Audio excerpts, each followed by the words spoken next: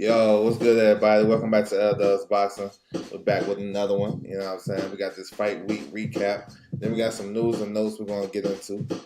Before I get into all of that, man, I want to salute everybody coming through the building for sure. Make sure you guys hit the like button, subscribe. You know what I'm saying? Feel free to drop a comment. If you listen to the playback, feel free to drop a comment in the comment section on the playback. It's all good. You can follow me on my social media, scrolling across the bottom, Instagram, Twitter, and then tap into the website, ldubsboxing.com. So we're going to get into it. Hotep Shalom, what's good with you, bro? Salute to you. Salute. So we're going to do a little recap, man. Just go over the fights from last week. Then we got some news and whatever you guys want to talk about, feel free. Ain't nothing off topic, you know what I'm saying, when it comes to the boxing shit. You can, you know what I'm saying, you can jump off topic as much as you want. But I'm gonna go back to the to Thursday. We had this Steve Butler versus Steven Rose. So, yo, this is unexpected. I wasn't expecting Steven Butler to run through Rose like he did. He stopped him at 65 seconds in the first round. Easy money. I was expecting Rose to box. You know what I'm saying? I don't think he got warmed up. You know what I'm saying? But I was expecting him to win it by a decision. Because Steven Butler, he's one of those guys, you don't know what you're going to get. When he step up in competition, he kind of, I don't know, he just kind of, he fades, you know what I'm saying? He never live up to the expectation. He's a big puncher, but every time he step up, he gets stopped. And Rose, he's the type of guy that when he fights tough competition, he actually do well. But not this time. He got ran through. So that's a good victory for Butler at his stage of his career, because he can put himself in a position in the middleweight division to kind of get another chance. He already fought for the title 2 times against Murata, and then he fought Janibek. So maybe he get no opportunity because that division, it's opportunities now because it's not like the strongest division. So that was a good win. Here's another fight on that card. Now this is the best fight on the card. Janice versus Vidal. This is for the women's heavyweight title, the WBC title. Man, this was very competitive. You know what I'm saying? It was going back and forth. Both ladies took a lot of good shots. Vidal had surprisingly good hand speed. You know what I'm saying? I thought the key to the fight was Janice was more active in some of those dead spots, like 7th and 8th. She was more active. I think she got some of those rounds, and she became WC heavyweight champion. But they can run this back. This was a good fight. I think Vidal, if she would have stayed more consistent with her work throughout, like those rounds when it was dead spots, then she would have won this fight. But she definitely can come back, man. And these ladies put themselves in position for big fights because there's not a lot of big name ladies in these divisions. So the weight limit is 175. So you got the champion Franchon Cruz Dezern. That's another fight that probably can happen. So when I was watching the fight, I was thinking about, damn, what if Franchon was fighting one of these ladies? It'd probably be a good fight. So she needs opponents, you know what I'm saying? If Savannah Marshall going to continue, I can see that. Because Savannah Marshall, she big, like, she making 168, but I think 175 may be cool for her. Even Carissa Shields, if these ladies are, you know what I'm saying, if it's an opportunity is out there. Shadeja Green. So it's like, there's not a lot of ladies in this division, but the ladies that we have, they're big names. So maybe one of these ladies will get an opportunity. You know what I'm saying? So yeah, that was cool. That was cool. That was a good little card though. And then I want to move to this Knockout Chaos card. So this shit was long as hell. Let's just get that out the way. Like I went to work whole 8 hours, came back. On my way home, Anthony Joshua and Ghana was just getting in the ring. So yeah, that's all. That was crazy. They didn't shorten that up. Like, I think they can speed along the process, especially with these undercard fights, bro. They'll have a fight, and then they'll have like a 45-minute in between segment. That's crazy. They can get right to it. You know what I'm saying? But let's talk about the main card though. The undercard really won't too much on there. I mean, yeah, I want too much on there. But Hilney versus Lorena. This was a late addition to the card, heavyweight fight. This was a good fight, man. Lorraine came into this fight with a heavy heart. He lost his mom like the day before the weigh-in or something like that, or the day before. Well, he lost his mom real recent, so he was coming in with a heavy heart. So we was, I knew he was going to fight. He was going to fight hard and tough, and he always do. He only was just, it was a back and forth fight. I thought the fight changed towards the middle of the fight when Lorraine started to get tired. He hurt Huni a bunch of times in the fight. He just couldn't follow up on it. You know what I'm saying? I think it was the first or second round, he had Huni hurt. Huni got back on the boxing, and he was using his jab and moving. And Lorraine wasn't active enough. You know what I'm saying? He started to coast in those mid rounds. Lorraine hurt him bad towards the end of the fight. He hurt him in the last round, 10th round. He probably had like 2 minutes left to stop him. And he didn't even, you know what I'm saying? He ain't pick it up to try to get it. And he ended up, losing a decision. But that was a good fight, though. That was a decent heavyweight fight. He only, you know what I'm saying? Can he compete with the top guys? I don't know. You know what I'm saying? He got touched a lot. He can tell his chin, it looked like it was kind of, suspect at times because Lorraine is not really a big puncher. You know what I'm saying? But it is what it is. He won a WBO global title, so that put him in, get him maybe a top 5, top 10 rankings in the WBO. So I think he could get some more fights, though. Get some more fights under his belt before he started to fight some of the top guys in the division. Gavin Gwynn versus Mark Chamberlain. This is a lightweight fight. Mark Chamberlain dominated this fight. Dominated. You know what I'm saying? It was easy money. He busted up Gwynn's eye early in the fight, and then he just beat him up and stopped him. So Chamberlain, these guys are domestic level right now. We don't know if they world level, so we're gonna have to see. But maybe he get into that 5-on-5. He's with Queensberry. We'll see if Eddie Hearn have a lightweight for him. If they do that division, I don't know. We'll see. But Chamberlain is good. He can fight. Got good power. You know what I'm saying? Just do what's good with you, bro. Salute to you. That was a solid victory for him. You know what I'm saying? And they were saying that Turkey liked Chamberlain, so maybe he's gonna get another big fight, yo. So that's what it is. The next one was for the vacant WBA title at 154, let go by Jermell Charlo. You had Madrimov versus Kurbanov. Man, this was one-sided. Like, damn, I wasn't even expecting that to be like that. I expect Madrimov to win because of his footwork, his power. You know what I'm saying? He's just overall skills. Kurbanov was sitting in that shoulder roll too much. He wasn't throwing no shots. He wasn't countering. He wasn't doing nothing. He was just there. You know what I'm saying? And Madrimov threw a big right hand, overhand right over the top, on top of the shoulder roll defense that Kurbanov was doing. Hurt him, and then he finished him off with a flurry of shots, and the ref stopped it. So Kurbanov is the new WBA champion at 154. Yo, that was impressive.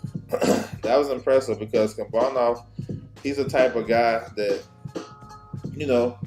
he never really shown that type. He never really fought like that. Where he wasn't throwing no punches back. And that fight right there, he wasn't throwing no punches. Normally like we fought Liam Smith. You know what I'm saying? There was like tick for tat. I thought Liam Smith probably edged it out, but it was tick for tat. And wasn't no tick for this one, tick or tat. He just got beat up. So Madrimov put himself in a good position. You know what I'm saying? In the WBA, so. The winner of this fight is supposed to fight the highest available opponent as a mandatory. The highest available opponent is Vergil Ortiz Jr. He's number 3. These guys was 1 and 2, so Vergil will probably move up to number 1. Vergil is coming back April the 27th. Him and Jose Ramirez is going to tag team and do a card together up in Fresno. So y'all stay tuned for an announcement. As far as Vergil's opponent, I'm not sure. Maybe somebody in the top. It got to be somebody in the top 15 in the WBA rankings. I got some ideas, but we'll see. But he's supposed to be back real soon. So expect for Madrimov versus Vergil Ortiz sometime like late summer. You know what I'm saying? Like August, maybe September. That's going to be a hell of a fight right there, y'all. Madrimov versus Vergil Ortiz. That's gonna be a good ass fight. So we're gonna see though. But good win by Majimov. He's been out the ring for a while. He probably should have had an opportunity at the WBA title a long time ago. So yeah, salute to him. Ray Vargas versus Nick Ball. Yo, this one kind of went like how I thought it was gonna go. You know, it was ugly. You know, the style matchup was kind of crazy. I thought Vargas got out to a nice start. Like I thought he was dominating the rounds. Like it wasn't like I ain't gonna say it wasn't. It was competitive, but he was like his jab was on point. He was punching with Ball. I thought his body punching was underrated for a tall guy punching at a small target. But it's like that back half of the fight, he started to fade. Now, I don't know if Ray Vargas was weak as hell or Nick Ball was strong as hell, because every time they got locked up, Vargas would fall down to the ground or something, and then Ball was just throwing him around the ring and shit. But that back half of the fight, Ball got back into it. He scored a knockdown. I thought that first knockdown, he scored 2, but the first one, I don't know if that was a knockdown. He pushed him and then threw a punch.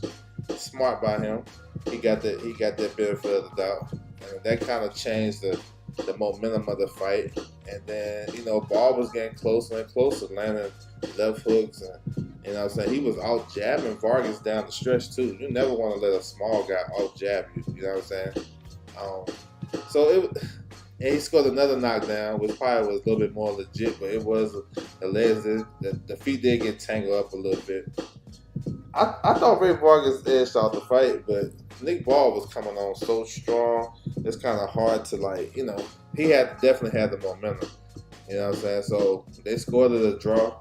I thought the 116-110 card for Ball was way too wide. That was wide. But it was more so like a 114, 112 either way type of fight. 113 was actually kind of on point though, to be honest. But Ray Vargas, you know, he narrowly escaped with his title. You know, he definitely, if you look at the landscape at 126, he's definitely the weaker champion in my opinion. Even Espinoza being a new champion, Espinoza is strong and solid. I feel like a fight with Espinoza and Vargas would probably be, you know, I would probably lean towards Espinoza at this stage, even though they both tall Mexican fighters. I think Espinoza a little bit more sturdy. Vargas, he just waiting to look like the right person come along. They gonna stop Ray Vargas. You know what I'm saying? They gonna stop him. He right there for the picking. You can tell he an older fighter, been through a lot of, you know, title defenses and stuff. That Shaqy Foster fight kind of, kind of exposed some things. And when he was champion at 122, he was having tough fights down there too. So it's no surprise. Juice in the building. What's good with you, bro? Salute. So we'll see though. They was trying to line up Nick Ball for Ray Ford on June the 1st. Maybe they can still do that fight. I don't know if they pick that division. We'll see. That would have been a unification, but that kind of messed up the plans. Zane versus Parker, man. Like, Zane can punch, yo. Zane came into this fight. I thought he came into this fight a little bit overconfident. I was watching him, his ring walk and his mannerism. He was overconfident, bro. And I think that probably got to him because he did drop Parker a couple of times. He dropped him in round 3. I think he dropped him in round 8. But other than that, it was all Parker. And Parker, you know, wasn't doing nothing so crazy. Same thing in the Deontay Wilder fight. He was boxing real well. You know what I'm saying? He was kind of beat Zane to the punch, you know, when they do exchange. He was just boxing real well. You know what I'm saying? Had a good jab going. He went to the body. I thought he could have been more effective to the body. But I thought Parker, honestly, as far as the rounds, I thought he won the fight easy as far as the rounds. It was just the knockdowns that made it close. I scored the 8 rounds to 4 for Parker. And then late in the fight, Zhang ain't do nothing. Zhang ain't do shit. He ain't throw no punches. He ain't land no punches towards the back half of the fight, like the last couple of rounds. And he allowed Parker to get that. So Parker won a decision. He's the WBO interim champion. So put himself in position. He said that they got a rematch clause. So, you know what I'm saying? and it is what it is, a rematch clause. But Zane gotta throw some punches. Like when he throw punches, he don't really gotta throw nothing hard, as you see. If he land on you, he hurting you, bro. Because he was landing short shots that was hurting Parker. Like that left hand down the pipe, the first one, that was nice. That was nice. JC, what's good with you, bro? Salute. And it looked like he ain't really put a lot of shit on that. You know what I'm saying? He just shot that shit down the pipe, and then he landed like a right hand over the top. It was in close quarters. You know what I'm saying? To drop him the second time. So Zane don't gotta throw no heavy shots, bro. He could just tap on your ass. He's strong. So yeah, he said he fumbled the bag. Yeah, I mean they're gonna run it back. So I mean, yeah, because if he would have won, they was gonna do Zane a big fight in China in the summer, a big fight in China. So I guess you know what I'm saying he ain't gonna bring it back to the home country, but you know what I'm saying he gonna run it back with Parker, so he gonna get another bag. And then the main event, it ain't nothing to really break down. Joshua basically ran across the ring, threw 3 right hands, and that was a wrap. That's all I basically remember because, you know, nobody really was expecting nothing crazy. Me, I wasn't. You know what I'm saying? You know, this is what he's supposed to do. It's good that, you know, he got his confidence back, and he looking, I ain't gonna lie, he looked sharp under Ben Davison. More so, I'm thinking about the Wallen fight. He looked real good in that fight. This fight, he just did what he had to do. So he in a good, you know, Joshua's in a good position. He always gonna be in a good position because he's the money guy in the division. But what's next? I mean, they talking about him and Herkovic in the summer, and how that's gonna come together is Fury and Usyk has an IBF mandatory, which is Herkovic, and they got a rematch clause. So the winner of that's supposed to face Herkovic. Well, being that they have a rematch clause, the IBF is probably get stripped from the winner, so they can do a vacant title fight with AJ and Herkovic, which would be a solid fight. You know what I'm saying? So that's what's up. That's what's up. He said early stoppage on Ngannou. Yes, sir. So we'll see though. But yeah, AJ, you know, I wouldn't mind saying AJ versus Parker at this point too. Running that shit back. But we'll see. That's good stuff though. For sure. And then this one was from yesterday. So Sergio versus DeCarlos. This is in France. Sergio got an 8th round stoppage victory. You know, he just overpowered this guy. Now, like I spoke on this fight before, the reason for it is because I'm looking down the line. I want to see Sergio versus Christian and Billy. You know what I'm saying? I think that fight would be crazy. And from what I'm hearing, though, they trying to fight, like, I think either before, they're trying to fight around the Olympics. Y'all know the Olympics this year will be in Paris, France. It'll be in France, right? So they're trying to fight in Paris around that time. So I'm not sure if it's going to be after or before. And Billy just fought in January, so I don't know if we're going to get one more in or he's going to wait for that big occasion. That's going to be one of the biggest fights in France history if those guys can actually fight. But Sergio, big, you know, strong guy. He's short, stocky guy, strong, you know, throw a lot of heavy shots. Him and Billy is going to be a fight of the year candidate because if Billy doing the same shit, it's going to be like, who going to push who back? You know what I'm saying? And that fight going to be crazy. So hopefully that we get that done because then Billy, looking at the landscape at 168, he really don't have no big time fights. You know, he fighting middle of the road type of guys. You know what I'm saying? Unless he gonna get Benavidez fighting Volchik at 175, Munguia and Canelo. You know what I'm saying? Is he really gonna come and fight Morrell? I don't think so, but maybe. But I think in Billy versus Sergio makes perfect sense in France. That's a big fight. All right, so let me segue to some news from this week. You know, I want to talk about like how, you know, we hear this in boxing that boxing is dead, boxing is not a mainstream sport. You know what I'm saying? Everybody want the casuals to come in.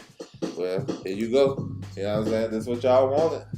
You know what I'm saying? Everybody be complaining about boxing is this and that. I can't find boxing on TV.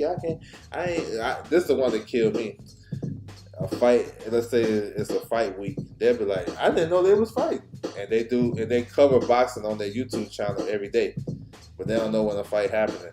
But now you know now. We got this casual ass fight right here that's gonna bring in mainstream people.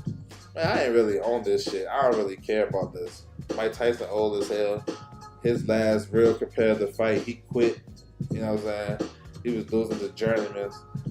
Jake Paul is basically a prospect. You know what I'm saying? He's 30 years older than him. This is just for casual fans. This shit ain't for no like hardcore boxing fans. We see it, but it ain't. This is for the people who complain about boxing not being mainstream. Maybe they can tap in and get Netflix, get their Netflix account activated, and go tap in with this. So we'll see. Here's another one. So like a lot of these fights that they talking about, you know, the people that, like I said, you complain about boxing not being mainstream, and I remember boxing was on ABC back in the day, and they got 1 billion fans and all this shit. Here you go, this another casual type of fight. Conor Ben and Manny Pacquiao talking about fight in Saudi sometime in the summer. I mean, it is what it is. Conor Ben, what do you expect? He cashing out. He cashing out early. He, you know, and that's, you know, I don't blame him. Because Conor Ben, after his last fight, how you got the whole boxing community calling you out? All the big names. Tank, you know what I'm saying? Spence had something to say about his fight. All these people, you know, talking about Conor Ben, who fought. He had 2 fights on his comeback after PED. It didn't really look so good. And then he have that win, and now everybody calling him out. That's crazy. So of course he gonna fight Pacquiao for the bag. So maybe this will bring in casual fans and make y'all boxing more mainstream. For me, I don't really give it. I don't care about this fight. It is what it is. Those guys gonna get a bag. You know what I'm saying? It don't do much for me. You know what I'm saying? So we'll see. He said he laughing. Nah, I don't really care about those fights, to be honest. Yeah, I don't really care about it. This is more so for people that's complaining about boxing being dead or whatever they say. Then maybe you get your interest right here. Now, this one right here, this is not official, but UK media been talking about this, and it kind of came out the blue for me. I ain't gonna lie. I wasn't tracking it. If it is true, I wasn't on it. But Terrence Crawford versus Chris Eubank Jr. at 160. Now, it's crazy because, you know, Eubank had his last fight with Team Bomac, Team Crawford. You know what I'm saying? Which is crazy. Now, I ain't hating on those guys. It's just not interesting to me, though. You know what I'm saying? It's not really interesting. Because you already know the outcome. You know what's going to happen. And those shits, and it's like it's a gimmick. It's not like what I asked for.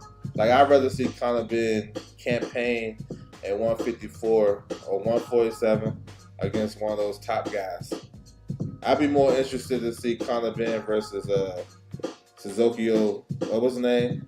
Silderman Suzuki, who was like top 5 in the WBC at 147, and they the same stable. I'd rather see that fight than an old Pacquiao fight. You know, last time I seen Pacquiao, really, my last real image of Pacquiao was his wife feeding him oatmeal after the fight, after the Ugas fight. You know what I'm saying? He said Eubank is a bud tune-up for Canelo. Maybe.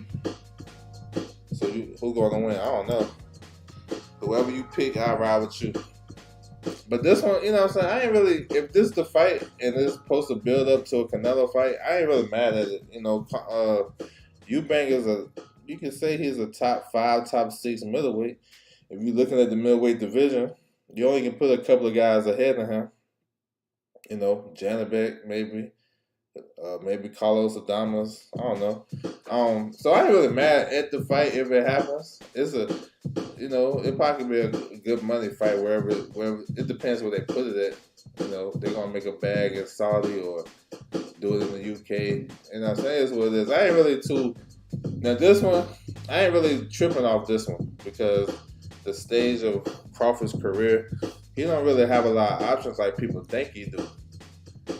Like, he don't really have a lot of options. Like, you know, I know people think he should go, like, PBC will work with him and all that shit. But I don't know. I don't really believe that PBC really rocking with Crawford like that. I just don't. Maybe they is, maybe they ain't. I know he gonna always get a big fight as long as he got the WBO title because he can activate that super champion clause that he has. So to fight Tim Tszyu. But if this gonna be a fight that he gonna take in the meanwhile, I ain't mad at that shit. You know what I'm saying? I ain't mad at it. You say you know the outcome. Yeah, the same outcome you got, that's the one I got. The same outcome we knew what it was going to be with Joshua and Ngannou, the same one. You know what I'm saying? Lamar gets stripped of the WBC. Nah, he was named champion in recess, but you might as well say he got stripped. The only belt he got stripped of was the way they said it. This how he lost his belt. He got stripped of the WBO and they elevated Tim Tszyu. He vacated his IBF. He didn't want to fight Mutazaliev. And the other two, WBA and WBC, he was named champion in recess. So basically, he got stripped. It just depends how you want to word it. Yeah, man, you already know. And, you know what I'm saying? That shit don't really do nothing. Like, how I supposed to expect for Mike Tyson to be competitive at like 57, 58 years old when his last fight 20 years ago, he quit against a journeyman? Come on. You tell me how that's really going to go. But yeah, so if this fight happened though, I ain't mad at it. You know what I'm saying? Of course, Eubank not going to have Bomac. You know what I'm saying? I guess it's a good introduction to 161, you know what I'm saying, for Crawford to maybe try to get the Canelo fight. I know he's still hoping to get it.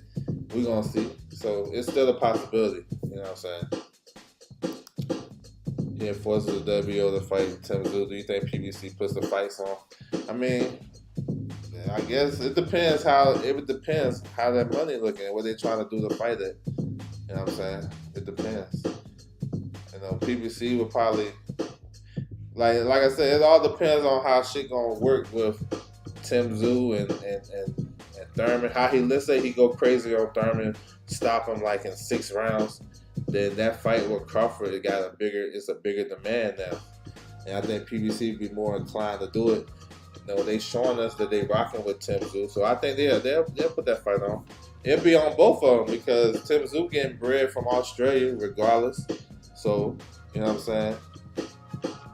Yeah, I think they'll put them on. It's just doing the building was good. Salute. So yeah, we'll see. I haven't heard nothing official about this fight. I seen Chris Eubank reposted and shit, but I haven't seen nothing official. So we'll see. Then we got Canelo and Munguia. So we already knew what's going on with this one. Yes, sir. So this fight is officially done May the 4th in Vegas, T-Mobile. I think it's going to be a fun fight, though. You know what I'm saying? I think it's going to be a fun fight. I actually think it's going to be a big fight, too, because Munguia is a solid draw. I went to his fight last year against Derevyanchenko. Man, that shit was alright, though. That shit was packed up in there. I wasn't even expecting that. And we know Canelo is a star of the sport, so I ain't mad at the fight, honestly. Of course, I wanted to see David Benavidez like everybody else. He said, I don't mind it, but it needs some rounds in. Yeah, he probably see, I have a different take on what, like, I'm depending on what Bud trying to do, though. He towards the back end of his career, so, should he stay active? Of course. All fighters should stay active, but for what he trying to get. Because I really think he got like 1 or 2 more fights left. He about to call it a day. I'm going for Munguia. Munguia sold out better than Benavidez. I got his tickets. I don't know if he did. I don't know if that shit. I gotta compare that shit. If he did, it wasn't that crazy. I just had his report. But nonetheless, though, it should be a fun fight, though. It should be a fun fight. Yeah, I'll be out there for that. I put that shit out on my Twitter. I'm the only one talking about that shit on Twitter. You know what I'm saying? Yeah, I'll be out there though. Carissa supposed to be out there. Marquez. There's a couple other fighters. Vargas, Sean Porter. Yeah, I'll be out there for sure. Yeah, it's gonna be a big event. I feel you on Bud. Yeah, he only got like maybe 1 or 2 fights left. So him being active at this stage, shit, I don't even think his body wants him to be active. But yo, I think it's gonna be a fun fight for sure. Now, the biggest thing behind this is everybody getting on Rick Glacier for lying to the public again. That's what he do. You know what I'm saying? I don't know if everybody's surprised and shit. Oh, you know what I'm saying? That ain't no surprising. Because, like I said before on my live, I'm like, yo, anytime a person, if you hate somebody and you steady in their business, bro, how credible are you? You know what I'm saying? That's what you're supposed to do. We expect you to go crazy on somebody you don't mess with. What about the people? What about that the business he's actually doing in the sport? He don't never talk about that shit. If y'all pay attention, he don't never talk about that shit. He don't never say, well, I'm a matchmaker for Golden Boy. You know what? We're gonna give Barbosa this guy or that guy, or he don't talk about that shit. Everything is about what PBC ain't doing or what whoever he don't mess with, what they not doing. So it is what it is. I really didn't care, but the Benavidez shit. So I feel like both ends kind of messed that up. But you got to blame Canelo because he can dictate what he do with his career. So the reason for that fight not happening is because Canelo don't want it. And we see that. The 3-fight deal he signed was for Charlo. It supposed to have been Jamal Charlo. You know what I'm saying? But Jamal Charlo fell in place. So Charlo, and Spence. I put that shit on my Twitter like when he signed with PBC last year. I was like, Canelo's 3-fight deal, Maul, Mel, and Spence. That was before the Spence and Bud fight. But still, I don't know. When he signed with them, I just felt like those are 3 guys he was gonna fight. I don't know. And it came out, it was. But they never put Benavidez on a contract. You know what I'm saying? They never put him on a contract. That's why Benavidez, I'm talking like, yo, we gonna move on, we gonna do this, we gonna do that. Because, Canelo didn't want that on the contract. If he wanted it, Canelo would have been like, yeah, I'm going to fight him. You know what I'm saying? And PBC, they went along with what Canelo wanted to do. They had to, right? You know what I'm saying? So, it is what it is. If that fight don't happen, at this point right now, I want the fight, but I ain't clamoring for it no more because they telling us, the fans, that they don't want to do that fight. The business of boxing is telling us, bro, we're not going to make that fight. So I'm not going to sit here and do a 2-hour live talking about why Canelo ducking. If you don't want to fight, move on. You know what I'm saying? That's just how I'm taking shit in boxing. I still get a piece of that pie. Yeah, for the zone, though. Yeah, that's what's up, though. That's good, yo. That's good. You know what I'm saying? He got a piece of that pie last year with Ryan. That's why he going crazy this year. With all these events and moves that he's making. So, yeah. That's what's up. It is going to be a big weekend of boxing, though. Out there in Vegas. So, you guys come out. If you guys plan on coming out, it's going to be crazy. It's always Canelo's fault. Yeah, it is. For real. Always. It's always going to be. Unless he give up that title and take away some of that power he has. Yeah, he can fight wherever he want to fight. And do whatever he want to do.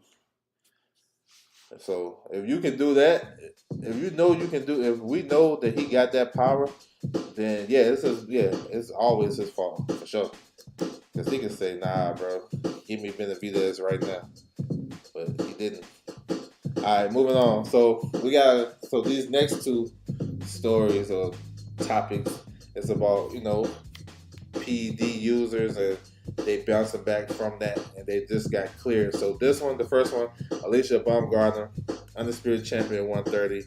She's been cleared to fight, you know what I'm saying, and continue her career coming off a failed PED test. She did her own research, cleared her, I guess, got herself cleared, and, is she all good now? So she should be coming back real soon. Um, they trying to get her on that Haney card, Haney Garcia. I'm not sure they're gonna get her on there because that's a Golden Boy card. That Golden Boy is in charge of the undercard, so I don't know if she's gonna get on there, but she should be back on one of these Matchroom shows. And her opponent is gonna be Delphine Persoon. That's a WBC mandatory. So that's actually a good fight. You know what I'm saying? Coming back. But we're gonna see though, because damn near every fighter that tested positive for a banned substance in their next fight, they don't look the same. Conor Benn, we just talked about him. You know what I'm saying? There's a bunch of fighters. Y'all can go down the list. Every time they test positive, they don't look the same. So we're gonna see though. You know, the biggest storyline with her was Alicia versus Claressa Shields. That always been I never really expect that fight to happen or been realistic. Some shit I do know about that fight is Alicia was offered that fight at 154. She turned it down. Now the biggest thing, because this is the thing in boxing, if they don't mess with you right now, then whatever you do is, it don't matter what you do, and they will go with the next person. So they ain't messing with Claressa right now. So now they hopping on Alicia Bumgarner's bandwagon. Whatever she say, all her moves is validated. It's official. But she was offered a fight at 154. Now, whatever, I know Claressa said she would fight her at 47. She'll fight Cyborg at 47. But if you get offered, this is how I look at shit. And maybe it's too simple. Or maybe I'm thinking about it too simple. It's not so complicated. If I offer you a fight at 154, you turn it down, did you counter offer me 47? I'm just saying. No matter what I said before or whatever, did you counter offer me so I can say, you know what? Let me think about making that fight. Did you make this pie?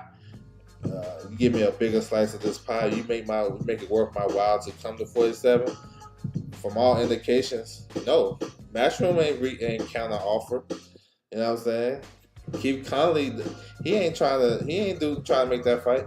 So that's why don't run with all the narratives that you see people talking about. You know what I'm saying? Because they got their agenda for one side or the other. They don't fuck with one fighter, so everything else the other fighter do that's against them, they gonna ride with it. That's how this boxing shit works. You know what I'm saying? And then once they lose, then they're gonna fade off and follow somebody else. That's how this shit works. You know what I'm saying? He said, I don't know, bro. I ain't getting those people business. I never talk about that shit. But if she cleared herself, she cleared from this situation, continue your career. Hopefully we don't have this again. She's still in line for big fights. I think the Persoon fight is perfect for her. That's a future Hall of Famer. She can get that on her belt, and it's a comparison to Katie Taylor. And eventually she can get the Katie Taylor fight if she, come all clean and look good. She's still in the runnings for that fight. So yeah, she got some shit to do. But yeah, clearing her name was important, and we'll see what's next. And when the timeline of her being back in the ring. She should be back soon. I know she's been training. And then here's the next one. Dylan White been cleared. He got a Texas license. They cleared this dude in Texas. He has a license in Portugal, but they cleared him in Texas. I don't know how the fuck that worked. But he's coming off a failed PED test. It's like his second or third. I can't remember. And he was supposed to face AJ last year, tested positive, and then got pulled out the fight. And then Helenius came in, got knocked out, and then he tested positive. So I don't know what it is. Dylan White is coming back this weekend. He's facing Christian Hammer. So we'll see. I forgot what they fighting at, but they fighting this weekend. So it's crazy how that shit be working. We're going to see how he look. We seen him before he tested positive, and he didn't look like so crazy after he tested positive. You know what I'm saying? So it's I don't know what these dudes, fighters testing positive for banned substance. There's really no excuse, honestly, when you look at the end of the day. Because if, they say some of their the substance, the supplements been tampered with and whatever. I'm like, bro, that shit is crazy. He fighting in Ireland this weekend. But you know, you always responsible for what's going in your body and shit. So we'll see. I know he missing out on some money because he can get on those Saudi cards and fight one of those heavyweights. But we'll see how he look. You know what I'm saying? We'll see how he look. But he'll be back. He's off his PED suspension, so he allowed to fight. So that's what it is. Yeah, bro. So yeah, man. Those are topics. So I know there's more stuff in boxing going down. You know, we got this fight week coming up with Williams Zepeda versus Maxie Hughes. This undercard took a big hit. They lost two of their big fights, Marlon Esparza and Gabriel Lainez. That fight is off this card because Lainez having visa issues. So maybe they reschedule it for maybe 420. You know what I'm saying, on the Haney and the Haney Garcia card, or maybe they do it on Jose Ramirez card the week after that, April 27th. We'll see. So, and then we lost Victor Morales versus Luis Nunes. So that fight was very important because the winner of that is supposed to face Ray Ford for the WBA title. And Ray Ford talk about moving up. So if he vacates, it's a possibility that Morales and Nunes would be for the vacant title.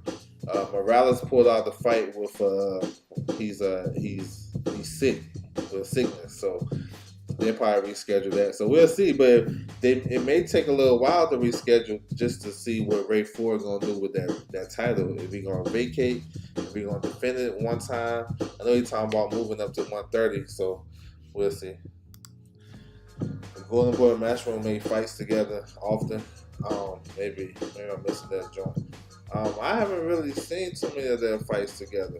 I mean, the last one was Munguia and Ryder. I haven't seen too many, honestly. For the most part, they're doing their own shows. For the most part.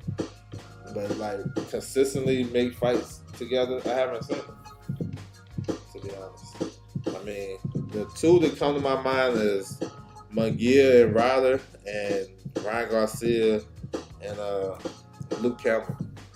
I can't think of no more. Maybe it has been, but under the radar. But I don't know if they do it consistently. So yeah, that March 16th card, you got Zepeda versus Maxie Hughes. That's a WBA and IBF title eliminator. You got Schofield, Floyd Schofield's on that card. So yeah, he got a bigger spotlight now. And, you know, he been in the media, you know, calling out Shakur and the usual suspects. So, you know, all eyes going to be on him. He's facing the Dominican guy, Suri. Suri can fight. Got some skills. I don't know, his notable fight was when he fought Sterling Castillo on the undercard of Rolly and Barrasso last year. I thought he was winning that fight, you know what I'm saying? But then he started doing some dirty tactics and shit. So he dirty. So Schofield gotta watch out for that shit. Oh man, TJ with that super chat. I appreciate it. Always appreciate the content, man. I appreciate you coming through, bro. Salute to you. For sure.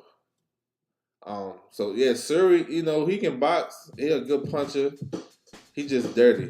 We're gonna see if Schofield not gonna let that get to him, or how he gonna, you know, conduct himself in that fight. It's a solid fight, honestly. It's a solid fight, but it depends. I can see Suri getting hurt and then, you know, being dirty as hell for the rest of the fight. You know what I'm saying?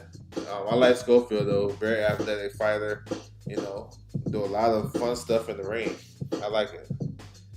And he fighting in Vegas, so that's what's up. K. Austin is a real one. I like him. Zepeda may get the KO. Yeah, I think Zepeda I think he's gonna be typical, you know what I'm saying, grind him down and stop him late. But Maxie Hughes, I have to give him props though, because like him accepting this fight, I don't think he really had to. Really, he could have fought Shakur for the title, but going down this route is like, I can't underestimate his team because Master Hughes can box, and they fought a guy, not like Zepeda, but a tough southpaw Mexican fighter, and Giovanni Strafion. He did real well with that.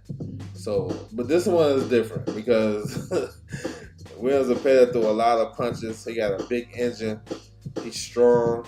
He's a big lightweight.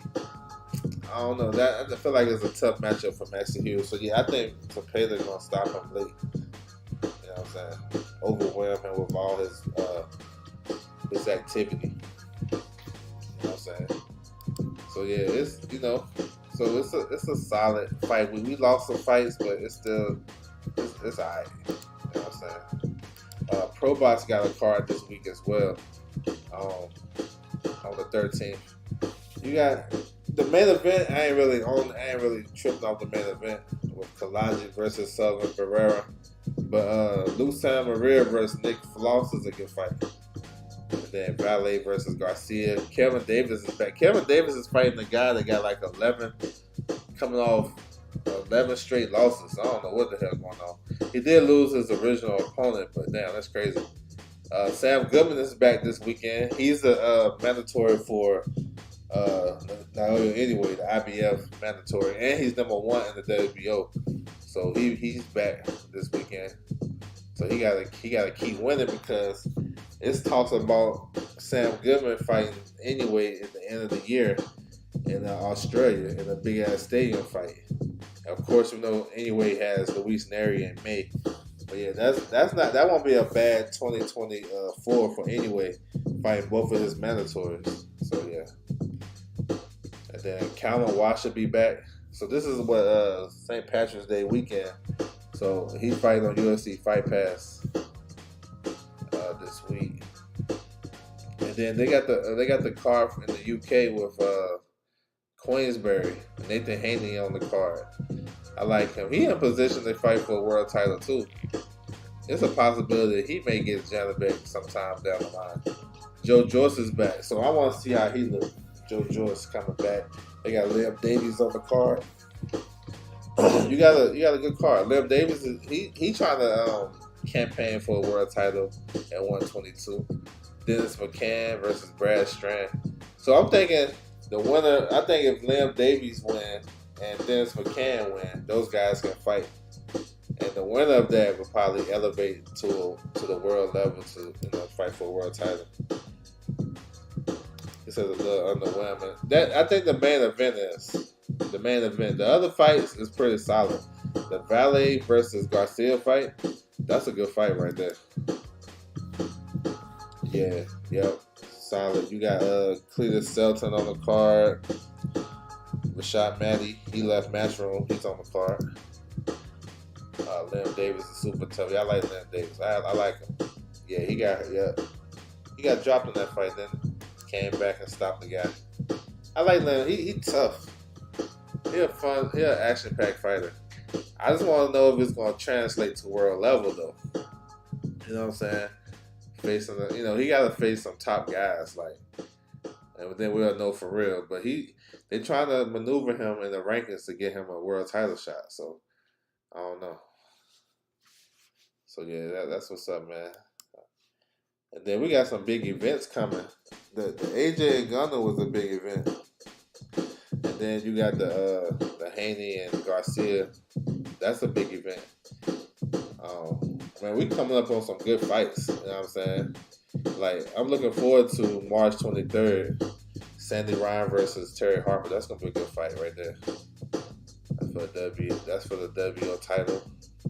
Dalton Smith and Jose Zepeda. Yeah, man. That week right there. I have to talk about it again, but the week of March 28th, March 27th, because March 27th, ProBox has another card. It's Nicholas Walters versus Joseph Adorno. Omar Juarez versus, I forgot who he fights. Omar Juarez is on that card though, the fighter from PBC. But that week though, the 27th, March 27th through March 31st, it's crazy. it's crazy for boxing fans. Yeah, Zach Parker. Yeah, I seen that. Yeah. Valdez and Tricky with Lynn Wilson. Yeah, yeah, because we don't know what Valdez have left, because that fight with Navarrete took a lot from him, in my opinion, and all the other fights before that too. Lynn Wilson is a good puncher. He had a tough fight in December when he fought the English kid, Jackson English. Jackson English about to face Jamel Herring in April. He had a tough fight then, but Lynn Wilson, he's solid. Yeah, we're gonna see. Will Mary might upset Zerlo. Yeah, that's another one. That's another good fight for that weekend. I'm thinking about going to that fight too. We're gonna see how it shape up. But that weekend, so March 27th through March 31st is crazy.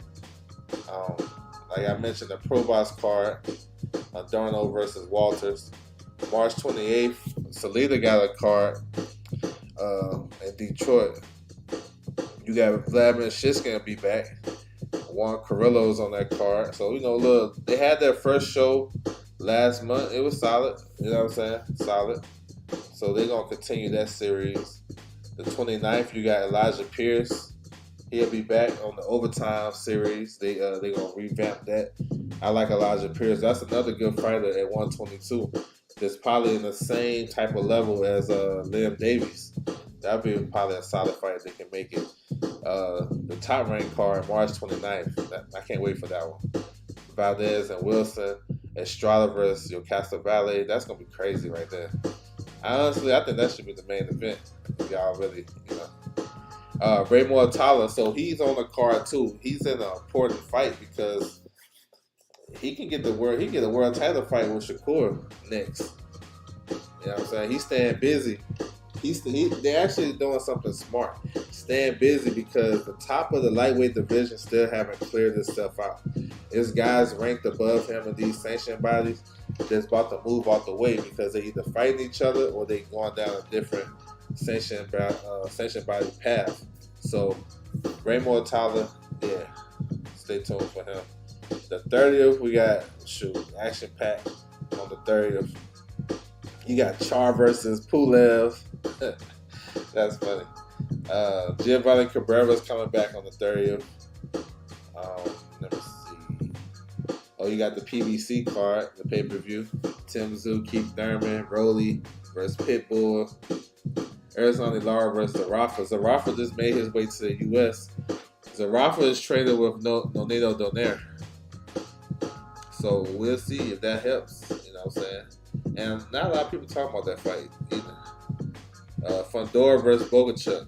That's going to kick off the pay-per-view. That's going to be crazy. That fight going to be crazy. Elijah Garcia versus Kyron Davis. That's a good fight. Julio Cesar Martinez versus Angel Cordova. That's a good fight too. At 112. And Carmel Moulton's on the card too. So yeah. And then the Golden Boy got a card that night too. Golden Marion versus Zerlo. Alexis Rocha is back. You know what I'm saying? So yeah, it's a lot of boxing, man. It's a lot of boxing. That's why I say you're a boxing fan, you want to just sit back and watch boxing all weekend, that's going to be the weekend for you. Kurt Walker is coming back too. So that's another. So I still like cards like that. That's in Ireland. But I still like watching all those local cards. And then on Sunday, the 31st, you got the Worley versus Frazier Clark heavyweight fight. I'm looking forward to that one. For real. And that might be the best boxer show that I've seen.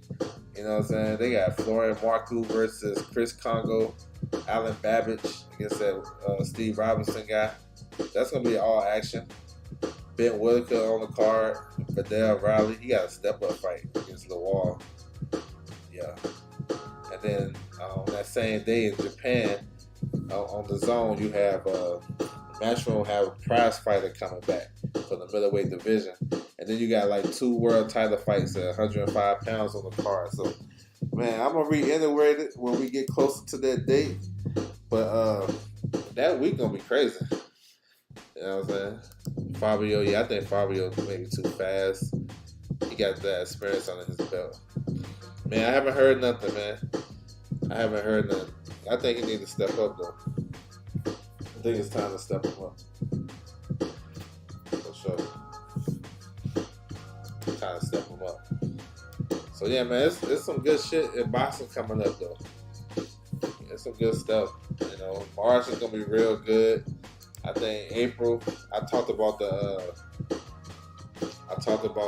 Haney and Garcia. Well, everybody know about that. But the 6th, you got Hitches versus Lamont on that show, that Matchroom show. Diego Pacheco coming back. Scott Nicholson fighting for the world title on that card.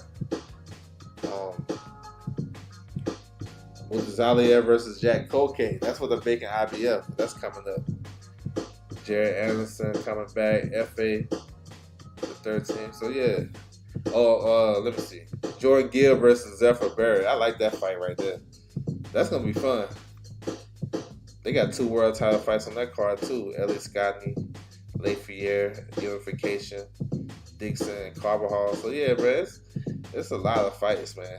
I think like right now, boxing fans got a little bit of everything. They got fights every weekend. So if you're one of those boxing fans that just like to watch the fights, you got that shit going for you.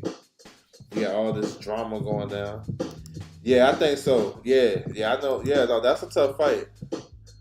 That's a tough fight. McCollum is a good boxer, slick, got good power. He's strong. He can kind of make it awkward for Diego. He can kind of outbox him in spots. Yeah, that's a tough fight. I expect Diego to win because I think he's next. But that's a tough fight. McCollum is solid, yo. Go watch some tape on him.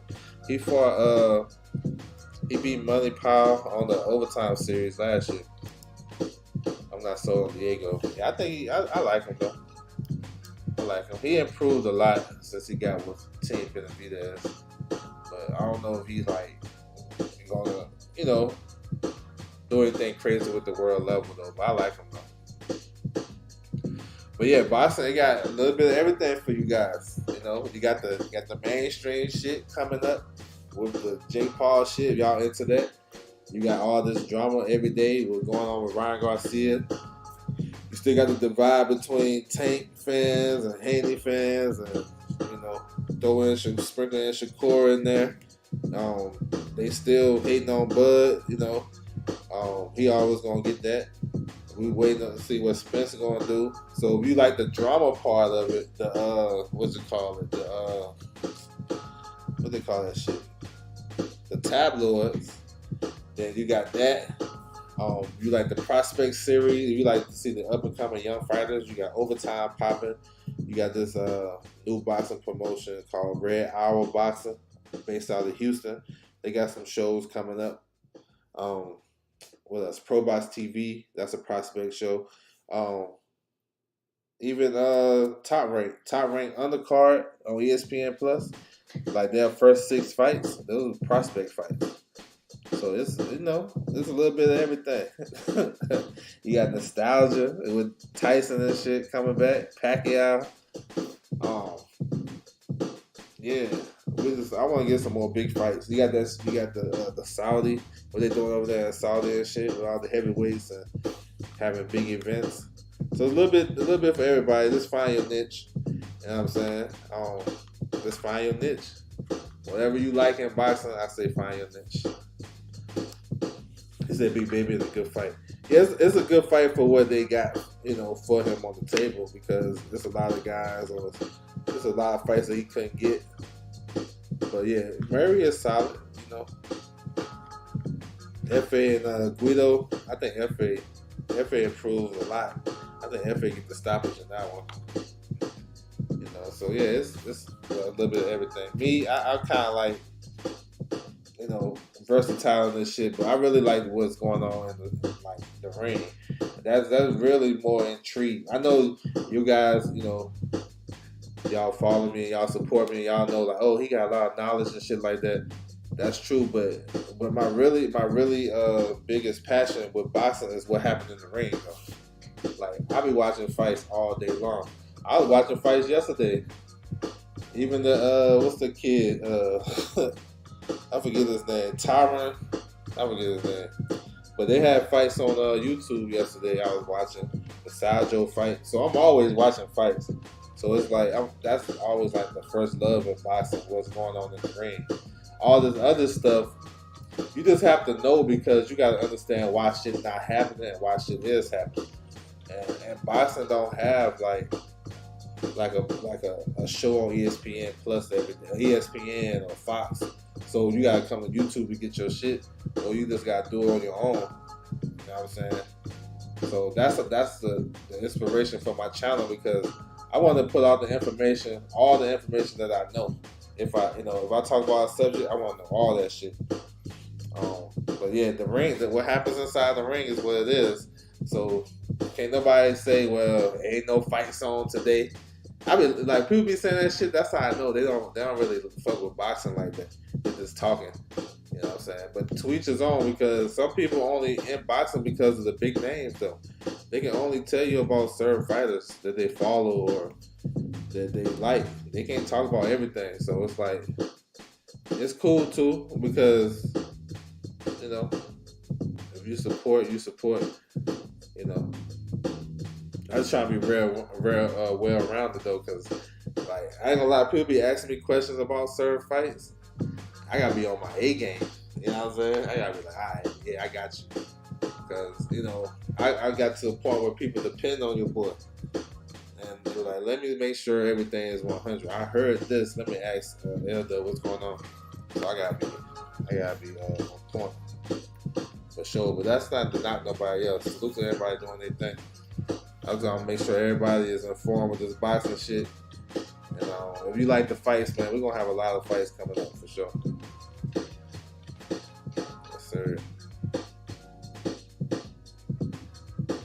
Yes, sir. So I'm about to close it out, man. I want to salute everybody coming through. I got some more shows coming up next couple of days. Tomorrow we're gonna do the pre-gaming show, so we're gonna talk about the upcoming fight week on that one. I got the new IBF rankings. They just came out. They came out on Friday actually. So if you guys want to take a peek at it, we're gonna be on that live. Feel free to look ahead. I'm gonna talk about that, and then whatever else comes up. You know what I'm saying? So yes, sir. I want to salute everybody coming through the building for sure. Make sure you guys hit that like button and subscribe. Follow me on my social media, scroll across the bottom, Twitter, Instagram, and tap into the website, ldubsboxing.com. So, yes, sir. So with that, I'm out. Salute to everybody.